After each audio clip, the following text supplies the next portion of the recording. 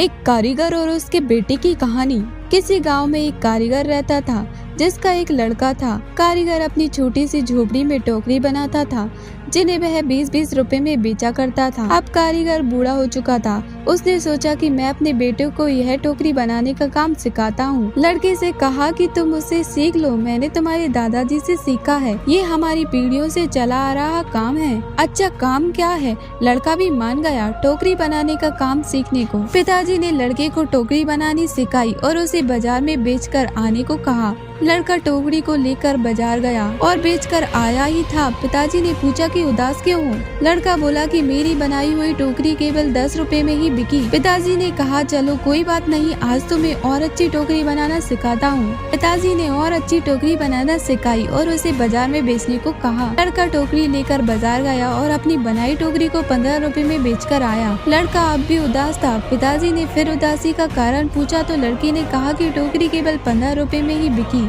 पिताजी ने कहा कोई बात नहीं, धीरे धीरे तुम्हारी बनाई हुई टोकरी अच्छे दामों में बिकने लगेगी, तुम अच्छे से टोकरी बनाना सीखते रहो। पिताजी ने और अधिक अच्छी टोकरी सिखाई और टोकरी बनाकर बेचने को कहा। लड़का बाजार गया और उस दिन उसकी टोकरी 30 रुपए में बिक गई। लड़का बहुत खुश हुआ। पिताजी ने पूछा कि आज कितने रुपए की टोकरी बेची? लड़के ने कहा आज मेरी बनाई टोकरी 30 रुपए की बिकी है। पिताजी ने यह सब सुनकर लड़के से कहा बहुत अच्छा, चलो आज तुम्हें ऐसी टोकरी सिखाऊंगा जो 40 रुपए में बिक सके। लड़के ने कहा बस पिताजी, आप खुद 20 रुपए की टोकरी बेचते आए हो, आप मुझे 40 की टोकरी बनाना कैसे सिखाओगे? आप रहने दो, आपसे ज्यादा रुपए की टोकरी तो मैं बनाना जानता हूँ। इतना सुनकर पिताजी ने कहा ऐसा ही कुछ मैंने भी कहा था जब मेरे पिताजी खुद 15 रुपए की टोकरी बेचते थे और एक दिन मेरी टोकरी 20 रुपए में बिक गई।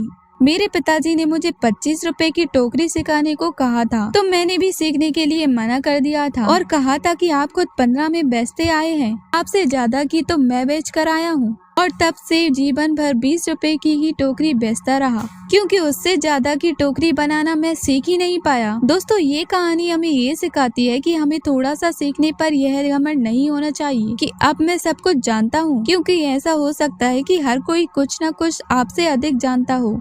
हमें हमेशा कुछ न कुछ सीखते रहना चाहिए।